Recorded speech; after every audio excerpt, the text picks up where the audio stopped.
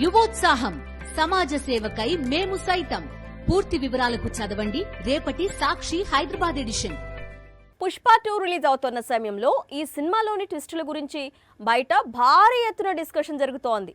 Cinema నిండా villains ఉన్నప్పటికీ సుకుమార్ ఇచ్చే కొత్త ట్విస్టుల వల్ల కొత్త విలన్స్ ను ఆడియన్స్ చూడబోతున్నారట. ఆ విలన్స్ ఎవరో, సోషల్ మీడియాలో ఏం మాట్లాడుకుంటున్నారో తెలుసుకుందాం రండి. బాహుబలిని కట్టప్ప ఎందుకు చంపాడు?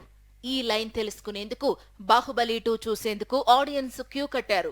అయితే అంతకు ముందు అసలు కట్టప్పపై చాలా స్పెక్యులేటెడ్ స్టోరీస్ వచ్చాయి.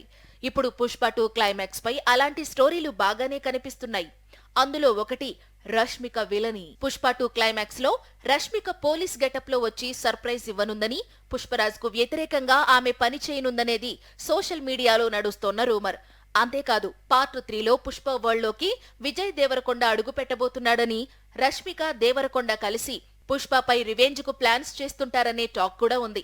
మూడో భాగంలో శ్రీలీల కూడా కీ రోల్ చేయనుందని కిసిక్ సాంగ్ లో కనిపించినప్పటి నుంచి స్పెక్యులేటెడ్ స్టోరీస్ కనిపిస్తున్నాయి. మొత్తంగా ఇప్పుడు పుష్ప 2 చుట్టూ బోల్డ్ అన్ని రూమర్స్ షికార్లు చేస్తున్నాయి.